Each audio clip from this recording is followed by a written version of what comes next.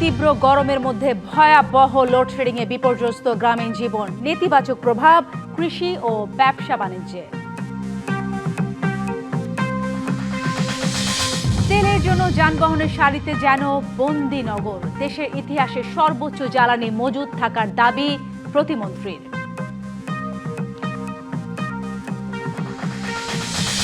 রাজধানীতে ভোজ্য তেলের তীব্র সংকট, সোনালী মুরগির দাম কমলেও বাড়তি ডিমের দর, সবজি বিক্রি হচ্ছে চড়া দামে।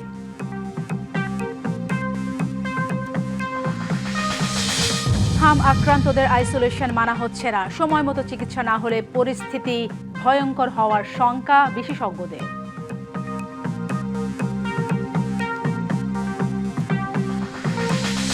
ফ্যাসিস্ট শাসনের পর আবার স্বপ্ন দেখছে জনগণ, মন্তব্য বিএনপির। জাতির সঙ্গে প্রতারণায় ক্ষমতাসীনরা, দাবি জামায়াতের।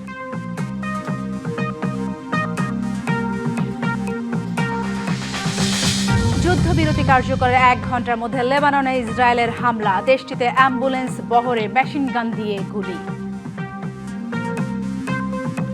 দেশজুড়ে তীব্র গরমের মধ্যেই হঠাৎ বেড়েছে লোডশেডিং। গত কয়েকদিন ধরে পরিস্থিতি খারাপের দিকে যাচ্ছে।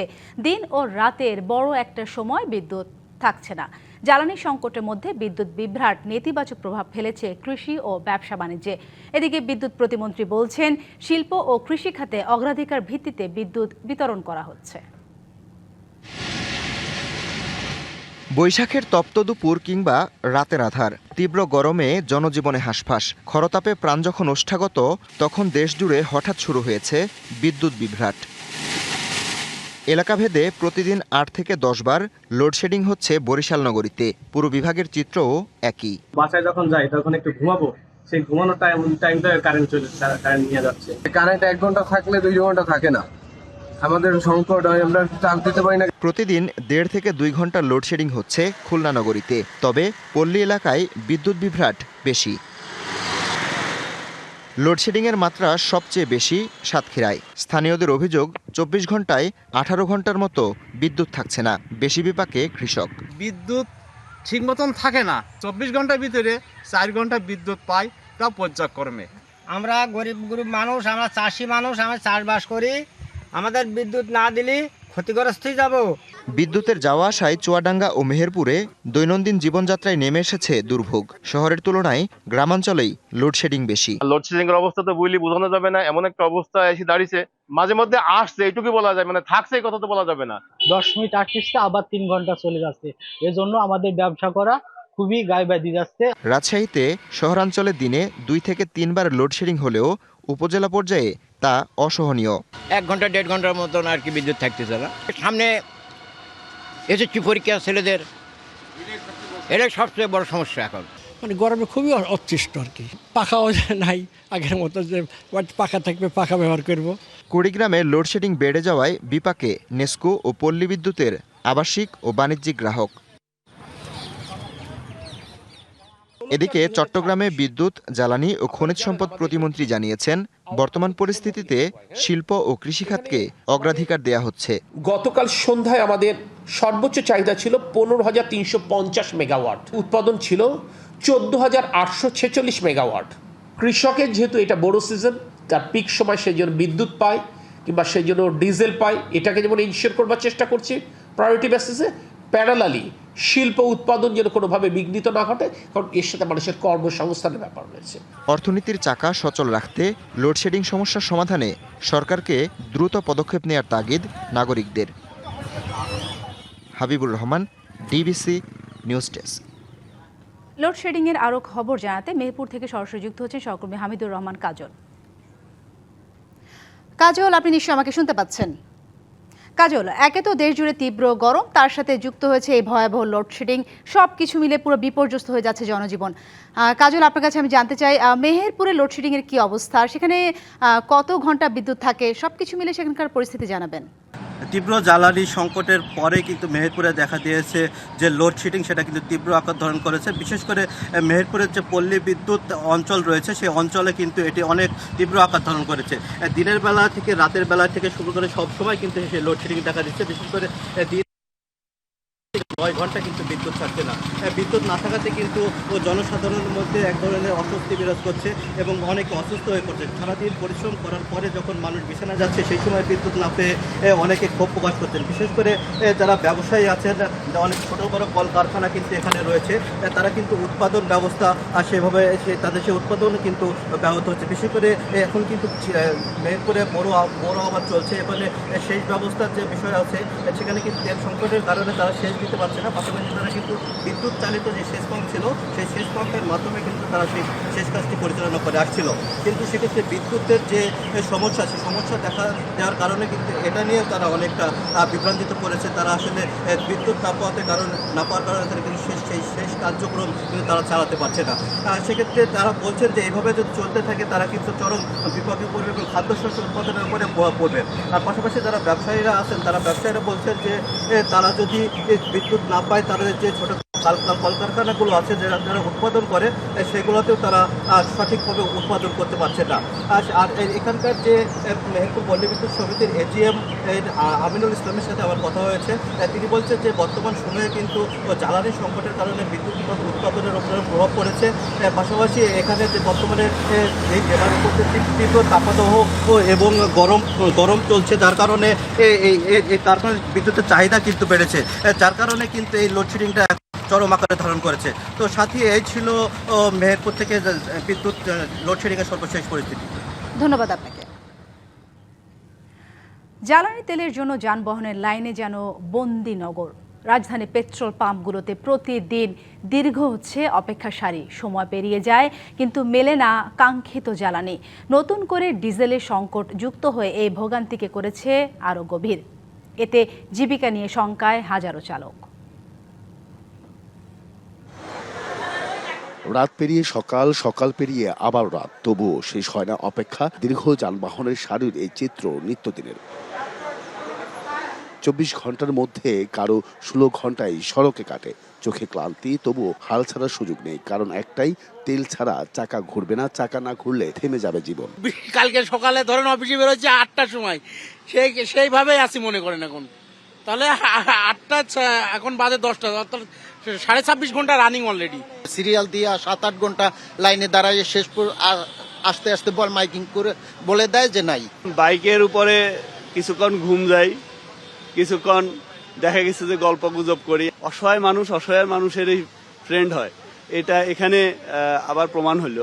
ফুয়েল পাস হওয়ার কথা ছিল স্বস্তির নাম, সেখানেও এখন অপেক্ষার দীর্ঘশ্বাস।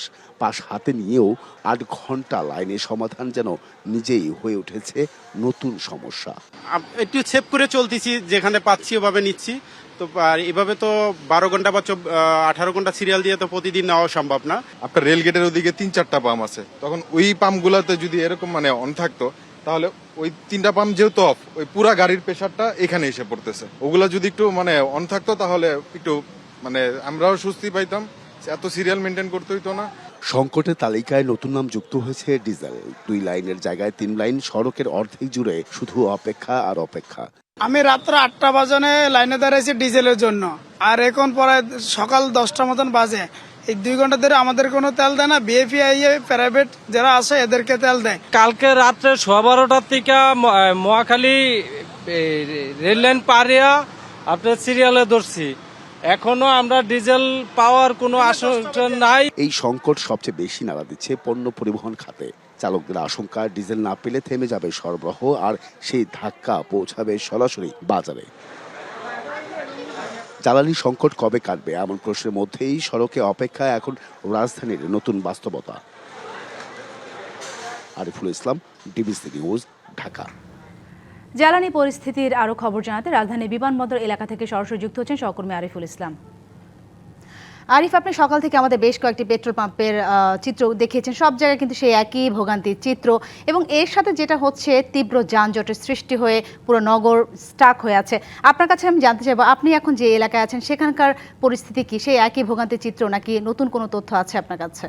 নতুন তথ্য বলতে ডিজেলের যে লাইনটা সেটা কিন্তু ধীরে ধীরে আরও বলা যায় যে সংকট ভয়াবহ পরিণত হচ্ছে ডিজেলের। এক্ষেত্রে যদি একটু বলতে চাই যে ডিজেল যদি সংকট দেখা দেয় তাহলে চালকরা বলছেন যে এতে করে পণ্য সরবরাহ করা কঠিন হয়ে যাবে, এতে করে প্রভাব পড়বে বাজারে।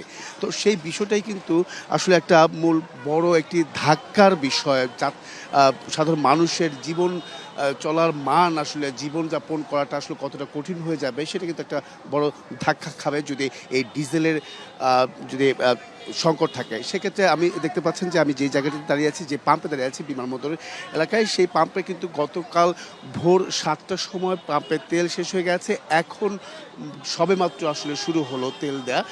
দীর্ঘ লাইন, গরম, রোদ সব কিছু উপেক্ষা করে শুধু তাদের একটাই প্রত্যাশা যে আসলে কখন এই প্রত্যাশিত তেল তারা নিতে পারবেন এবং কি সেই তেল নিয়ে ঘরে ফিরবেন, সেটাই কিন্তু তাদের একটাই আশা। কারণ হচ্ছে এখানে অনেকের জীবিকা নির্বাহ করে থাকেন, তারা যে ঘন্টার পর ঘন্টা সড়কে এই সময় ব্যয় করছেন, এতে করে তাদের যে দৈনন্দিন কাজ সেটা কিন্তু ব্যাহত হচ্ছে। এই ক্ষেত্রে আপনি যদি একটু দেখাতে চাই যে এখানে কতক্ষণ ধরে আপনি এখানে অপেক্ষা করছেন একটু বলবেন? অনেকক্ষণ ধরে, সকালে লাগাইছিলাম আর কি গাড়িটা, মানে ভোরে বলতে আমরা 3টার সময় লাগাই দিয়ে গেছি গাড়ি, এরপর বাসায় গেছি গা, আবার পাম্পে ঘুমাইছে কেউ, মানে দুজন পাহারা দিচ্ছে। গরম তারপরে রোদ কেমন? অনেক মানে এটা বলার বাইরে, সহ্য করা যাইতেছে না আর কি, অনেক মানে বলার বাইরে, মানে সকাল থেকে অপেক্ষা করতে করতে মানে মানুষ মাথা ঘুরেতেছে আর কি অনেকটাই। লাইনটা যদি আমি দেখাতে চাই যে এই দীর্ঘ লাইন আপনার প্রায় 2 থেকে 3 কিলোমিটার, এই দীর্ঘ লাইনের যে যানবাহন এখানে স্থবির হয়ে পড়েছে। শুধু যানবাহন নয়, এক্ষেত্রে দেখা যাচ্ছে যে 2টা লাইনের জায়গায় 3টা লাইন করেছে, যার কারণে যানজটের যে প্রধান সড়কের অর্ধেকের বেশি সড়ক কিন্তু দখল হয়ে গেছে। তার মানে হচ্ছে অন্যান্য যে যানবাহন চলাচল করবে স্বাভাবিকভাবে সেটা কিন্তু আর সম্ভব হচ্ছে না। যেহেতু আজকে সাপ্তাহিক ছুটি, যানবাহনের চাপটাও কম, হয়তোবা পরশু থেকে মানে রবিবার থেকে আসলে দেখা মিলবে সেই যানজটের ভয়াবহতা কতটুকু এগিয়েছে বা কতটুকু। তো এই ছিল এখান থেকে সবশেষ সাথে। ধন্যবাদ আরিফ আপনাকে। দেশের ইতিহাসে বর্তমানে সর্বোচ্চ পরিমাণ জ্বালানি মজুদ থাকার দাবি করেছেন বিদ্যুৎ, জ্বালানি ও খনিজ সম্পদ প্রতিমন্ত্রী অনিন্দ ইসলাম আতিক। এতে এপ্রিল ও মে মাসে চাহিদা পূরণে কোনো সমস্যা হবে না। এখন জুনে জ্বালানি মজুদ নিশ্চিতে সরকার কাজ করছে বলেও জানান তিনি। সকালে চট্টগ্রামের পতেঙ্গা ইস্টার্ন রিফাইনারি পরিদর্শন করে এসব কথা বলেন বিদ্যুৎ, জ্বালানি ও খনিজ সম্পদ প্রতিমন্ত্রী। তিনি আরও জানান, বিভিন্ন উৎস থেকে জ্বালানি সংগ্রহের চেষ্টা করছে সরকার। এছাড়া ইস্টার্ন রিফাইনারিতে পরিশোধন কার্যক্রম বন্ধ থাকায় পরিশোধিত জ্বালানি আমদানিতে বেশি গুরুত্ব দেওয়া হচ্ছে। 2029 থেকে ইস্টার্ন রিফাইনারির দ্বিতীয় ইউনিট চালু হবে।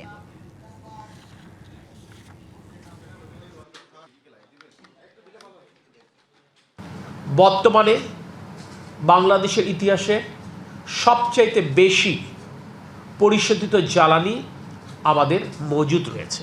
এপ্রিল এবং মে মাসে যেটি জ্বালানি চাহিদা সেটি পূরণের পূর্ণ সক্ষমতা বাংলাদেশ সরকারের রয়েছে এবং সেটি আমরা নিশ্চিত করতে সক্ষম হয়েছি।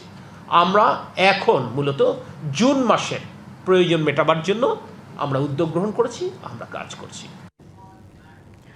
জ্বালানি তেল নিয়ে হাহাকার আরও বেড়েছে। দেশজুড়ে ফিলিং স্টেশনগুলোতে যানবাহনের দীর্ঘ সারিতে ভোগান্তিতে গ্রাহক।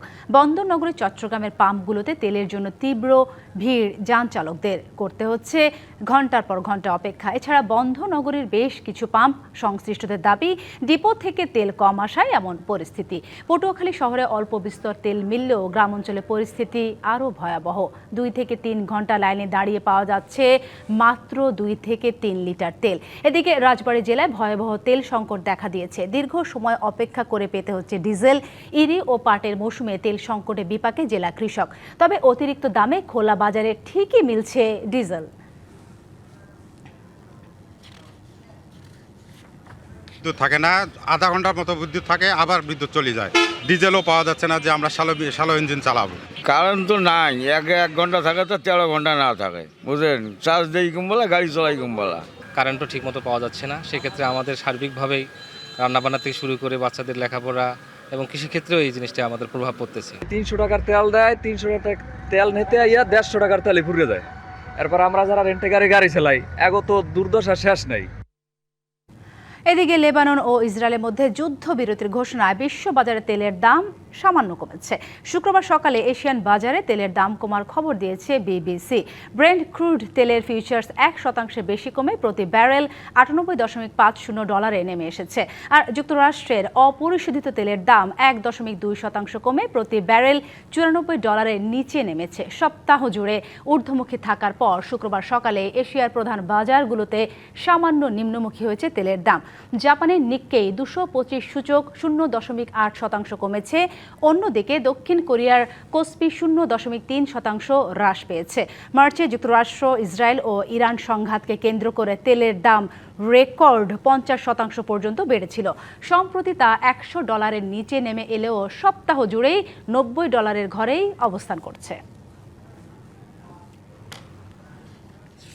রাজধানী বাজারে ভোজ্য তেলের তীব্র সংকট। খুচরা বিক্রেতাদের অভিযোগ, চাহিদা মতো সয়াবিন তেল সরবরাহ করছে না কোম্পানিগুলো। সংকটের সুযোগে বাড়তি দামে বিক্রি হচ্ছে খোলা ভোজ্য তেল। এদিকে সপ্তাহের ব্যবধানে দাম কমেছে সোনালী মুরগির, তবে বেড়েছে ডিমের দর। এছাড়া গরম মৌসুমের সবজি বিক্রি হচ্ছে চড়া দামে। বাজারের দামের উত্তাপে পিষ্ট সীমিত আয়ের মানুষ। জ্বালানি তেলের সঙ্গে সঙ্গে এখন ভোজ্য তেলের সংকটও শুরু হয়েছে রাজধানীর বাজারে।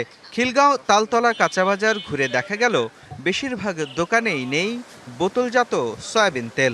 সয়াবিন তেল নাই, এখন কোনো কোম্পানির তেল নিয়ে আসে না। সয়াবিন তেল 5 লিটারের গায়ে রেট হলো 955 টাকা, কোম্পানি ধরতেছে 950 টাকা। খোলা তো অ্যাভেলেবেল পাওয়া যায়, কিন্তু ইনজেক্টেড দেয়, অল্প অল্প করে দেয়। মানুষের যতটুকু ডিমান্ড আছে ওই অনুযায়ী পাওয়া যাইতেছে না। তেল ছাড়াও ডাল, চিনি সহ নিত্য পণ্যের দাম নিয়ে ক্ষুব্ধ ভোক্তারা। দুর্মূল্যের বাজারে টিকে থাকার চেষ্টা চলছে ভোগ কমিয়ে। বাজারে যদি আমি 10টা পদ কিনতে যাই, সেখানে আমার কিনতে হচ্ছে 7টা পদ, 6টা পদ। বা যদি আমি 1 কেজি কিনতে যাই, সেখানে হাফ কেজি কিনতে হচ্ছে। অ্যাভেলেবেল আছে, বাট প্রাইস ইজ আপ। 10,000 টাকা পাই, তো ও সারা মাসে কি কাঁচা বাজার করবে, কি চাল, কতটুক ডাল, কতটুক তেল বা কতটুকু মাছ মাংস। সবজির বাজারে দামের উত্তাপ গেল সপ্তাহের মতোই। গরম মৌসুমের করলা 100 থেকে 120, কাঁকরোল 160 আর পটল 80 থেকে 100 টাকা কেজি। কয়েকদিন আগে অনেক দাম আসছিল, অনেকজন পটল 80 টাকা বেতন যায়, বেগুন 120 টাকা। গরমের সবজি কাঁকরোল 160 টাকা কেজি, বেগুন লগা 120 টাকা, গোল তাল বেগুন উস্তা আছে 120 টাকা, করলা 120, পটল 100। দাম কেজিতে 40 টাকা কমেছে সোনালী মুরগির, বিক্রি হচ্ছে 400 টাকা দরে। ব্রয়লার 180 টাকা। সোনাটা বেশি আসলো, 460 টাকা 50 টাকা গেছে, এখন এটা 400 টাকা হয়েছে। তো বাজারটা আসলে অস্বাভাবিকভাবে বেড়ে গেছে, তো এটা নিয়ন্ত্রণ হওয়া উচিত। দাম ডজনে 10 টাকা বেড়ে ডিম বিক্রি হচ্ছে 125 থেকে 130 টাকায়। 10 টাকা বাড়ছে, 130 টাকা ডজন বেশি। এখন বাজারে চাষের মাছ বিক্রি হচ্ছে আগের দরেই, কিন্তু চড়া রুই, কাতল ও নদীর মাছ। চাষের কই মাছ 250 টাকা কেজি, শোল মাছ দেশি এগুলি 900-1000 টাকা কেজি। রাজধানীতে গরুর মাংস বিক্রি হচ্ছে 850 আর খাসির মাংস 1300 টাকা কেজি দরে। মুস্তাফা মাহবুব, ডিবিসি নিউজ, ঢাকা। হামের প্রকোপের মধ্যেও অনেক ক্ষেত্রে রোগীকে আলাদা রাখা বা আইসোলেশনের নিয়ম ঠিকমতো মানা হচ্ছে না। হাম শ্বাসতন্ত্রের রোগ হওয়ায় সহজে একজন থেকে আরেকজনের মধ্যে ছড়িয়ে পড়ে। বিশেষজ্ঞরা বলছেন, সময় মতো চিকিৎসা না পেলে তা ছড়াতেই থাকবে এবং আরও ভয়ঙ্কর আকার ধারণ করবে। হামে আক্রান্ত 6 মাসের ফায়াজকে বরিশালের মির্জাগঞ্জ থেকে আনা হয়েছে রাজধানীর বাংলাদেশ শিশু হাসপাতালে। গত 1 মাস থেকে জ্বর ও নিউমোনিয়ায় ভুগছে সে। 3 দিন ভালো ছিলাম, তারপর আবার এরকম জ্বর, খিঁচুনি আর কি, মাথার কাঁপে কাঁপে আর অনেক তীব্র কাশি। এর জন্য আর কি আমার গোটা গোটা হচ্ছে হামের মতো, এর জন্য আবার এখানে ঢাকা নিয়ে আসছে আজকে সকালে। ফায়াজের মতো বহু শিশু সামান্য জ্বর ঠান্ডা দেখা দিলেই আতঙ্কিত অভিভাবকরা ভিড় করছেন হাসপাতালে। চারিদিকে তো হামের সমস্যা দেখা দিচ্ছে, বলা যায় না কখন কি হয়, এর জন্য ডাক্তারকে দেখাতে আসছি। বাবুর গায়ে জ্বর আর এরকম লাল লাল বিচি উঠছে গায়ে, এর জন্য। তবে হাসপাতালগুলোতে রোগীর চাপ বেশি থাকায় আইসোলেশন বা আলাদা থাকার নিয়ম মানা হচ্ছে না। হাম আক্রান্ত ব্যক্তি বা শিশুর হাঁচি কাশি, কথা বলা কিংবা সরাসরি সংস্পর্শের মাধ্যমে এ ভাইরাস দ্রুত ছড়ায়। চিকিৎসকরা বলছেন, বড়দের তুলনায় বেশি ঝুঁকিতে রয়েছে শিশুরা। বড় মানুষদের আসলে ঝুঁকি একটু কমই আমি মনে করি, যেটা হচ্ছে তাদের ইমিউনিটি আছে। ছোট বাচ্চাদের তো ইমিউনিটি নাই। মাস্ক ব্যবহার করেন আর হচ্ছে বাসায় যেয়ে হাত সাবান দিয়ে ভালো করে ধুয়ে বা যেখানে কাজ করলেন, কাজ করে বের হওয়ার সময় হ্যান্ড স্যানিটাইজার ইউজ করলেন, তাহলে ঝুঁকি অনেক কমে যাবে। সময়মতো উদ্যোগ না নিলে এর প্রভাব আরও ভয়াবহ হতে পারে বলে মনে করেন বিশেষজ্ঞরা। অতি সংক্রামক রোগটি একজন রোগী থেকে 16 থেকে 18 জনে ছড়ায়, বা আইসোলেশনে হোক অথবা চিকিৎসা করে কিন্তু এই রোগী শেষ করা যায় না। যে প্রতিটি হামের রোগীকে বিজ্ঞানসম্মতভাবে আইসোলেশন বা আলাদাকরণ সেটি করা উচিত, এবং যদি আমরা হাসপাতালে সেটি করতে না পারি তাহলে তো আমরা বাসায় বা বাড়িতে কখনোই করতে পারবো না। বাংলাদেশে হামের প্রকোপ শুধু একটি স্বাস্থ্য সমস্যা নয়, এটি সামাজিক ও সচেতনতাজনিত চ্যালেঞ্জ বলেও মনে করেন বিশেষজ্ঞরা। তাহসিনা জেসি, ডিবিসি নিউজ, ঢাকা। ফ্যাসিস্ট শাসনের পর আবার স্বপ্ন দেখতে শুরু করেছে দেশের জনগণ। মাতৃভূমিকে আবারও বসবাস উপযোগী করার চেষ্টা চলছে। এ কথা বলেছেন বিএনপি মহাসচিব মির্জা ফখরুল ইসলাম আলমগীর। রাজধানীর 100 ফিটে জেসিআই কার্নিভালে অংশ নিয়ে তিনি এসব কথা বলেন। তিনি আরও বলেন, শহীদ প্রেসিডেন্ট জিয়াউর রহমানের বহুদলীয় গণতন্ত্রের পথ ধরেই দেশে উন্নয়ন ত্বরান্বিত হয়েছে। এ সময় সামাজিক যোগাযোগ মাধ্যমের নেতিবাচক প্রভাব নিয়ে শঙ্কা প্রকাশ করে তরুণ প্রজন্মকে বিভ্রান্তি থেকে দূরে থাকারও পরামর্শ দেন বিএনপি মহাসচিব।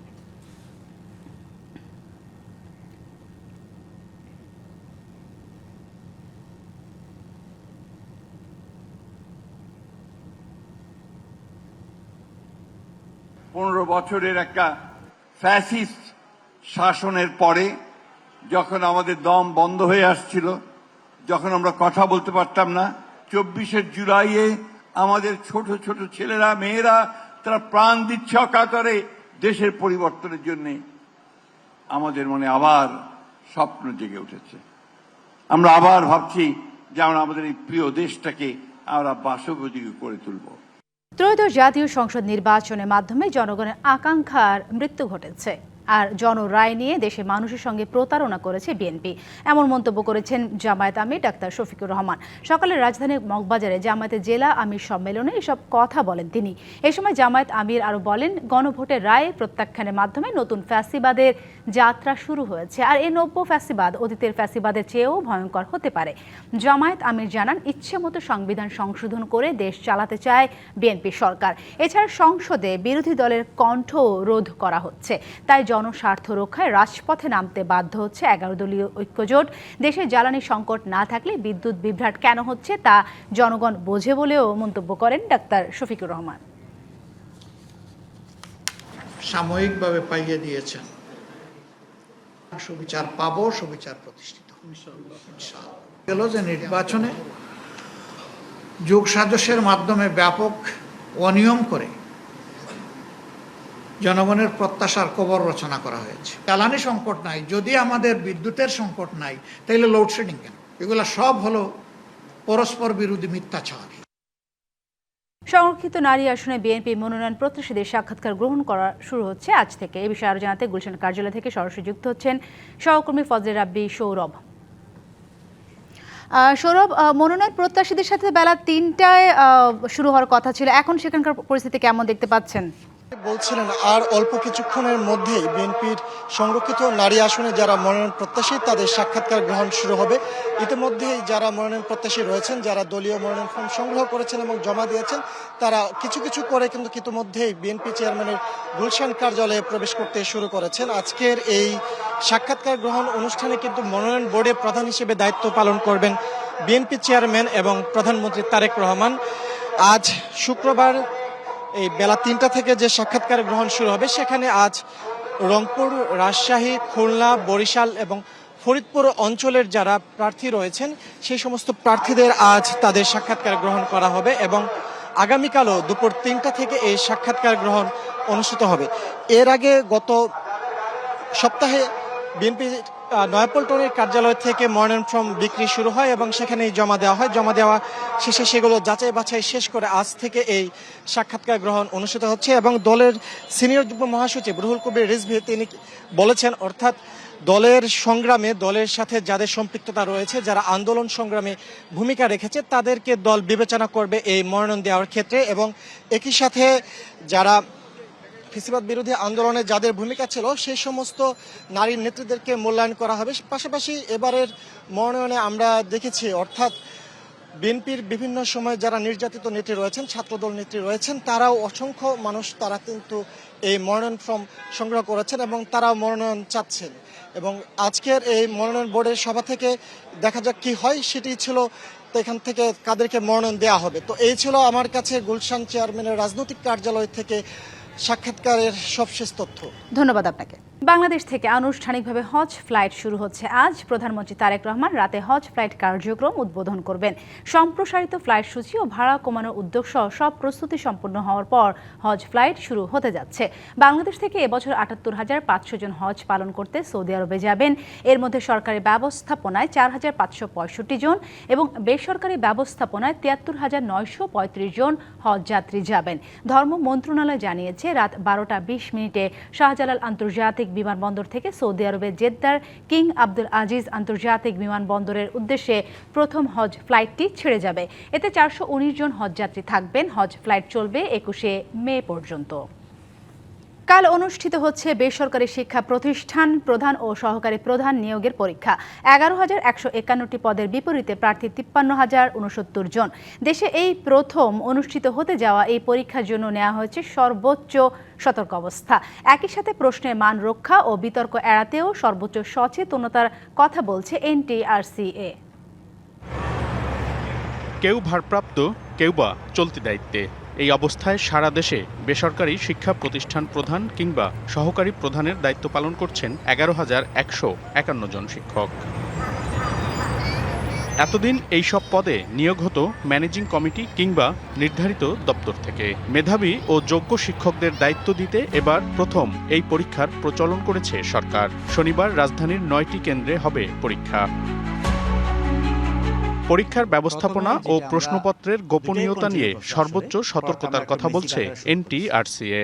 প্রথমবারের মতো আমরা করছি, আশা করতে যে সুষ্ঠুভাবে এবং সম্পূর্ণ নিরপেক্ষতা নিশ্চিত করে, নিরাপত্তা নিশ্চিত করে আমরা সেই পরীক্ষাটা গ্রহণ করতে পারব এবং এর মাধ্যমে মোটামুটি একটা গুণগত যে প্রতিষ্ঠান প্রদান আমরা চাচ্ছি সেটা আমরা পাবো ইনশাআল্লাহ। প্রশ্নপত্র যে কোনো বিতর্ক মুক্ত রাখার কথা জানালো এনটিআরসিএ।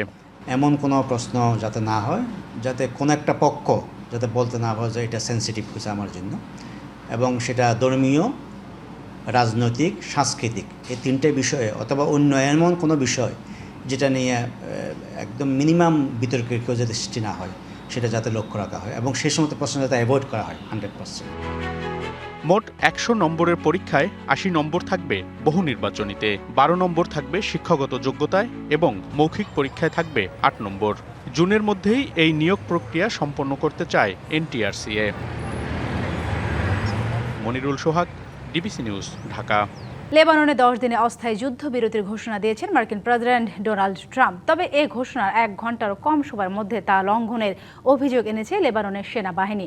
আন্তর্জাতিক গণমাধ্যমের খবরও বলছে দক্ষিণ লেবাননের খিয়াম ও দিব্বিন শহরে এখনও ইসরায়েলি হামলা অব্যাহত। এদিকে যুদ্ধবিরতি কার্যকর হওয়ায় লেবাননের নাগরিকদের লিতানি নদীর দক্ষিণে না যাওয়ার জন্য সতর্ক করেছে ইসরায়েলি বাহিনী। তবে ইসরায়েলি গণমাধ্যমগুলো জানাচ্ছে ট্রাম্পের যুদ্ধবিরতির ঘোষণা তেল আবিবে ক্ষোভের সৃষ্টি হয়েছে। অন্যদিকে দক্ষিণ লেবাননে একটি অ্যাম্বুলেন্স বহরের ওপর ইসরায়েলি বাহিনীর হামলার অভিযোগ উঠেছে। ইরান যুদ্ধ শিগগিরই শেষ হতে পারে বলে মন্তব্য করেছেন মার্কিন প্রেসিডেন্ট ডোনাল্ড ট্রাম্প। নেভাদা অঙ্গরাজ্যের লাস ভেগাসে এক অনুষ্ঠানে তিনি কথা বলেন। এছাড়া ইরানের সাথে পুনরায় সরাসরি আলোচনা শুরু এবং সম্ভাব্য চুক্তি নিয়ে আশা প্রকাশ করেন তিনি। ট্রাম্প দাবি করেন পারমাণবিক অস্ত্র তৈরি থেকে বিরত থাকা সহ অনেক বিষয়ে ছাড় দিতে প্রস্তুত ইরান। তাদের সমৃদ্ধ ইউরেনিয়াম হস্তান্তরের বিষয়েও আলোচনা চলছে বলে জানান ট্রাম্প। আলোচনা অগ্রগতি হলে পাকিস্তানে গিয়ে চুক্তি সইয়ের কথাও বলেন মার্কিন প্রেসিডেন্ট। তবে তিনি সতর্ক করে বলেন আলোচনা ব্যর্থ হলে আবারও সামরিক পদক্ষেপ শুরু হতে পারে।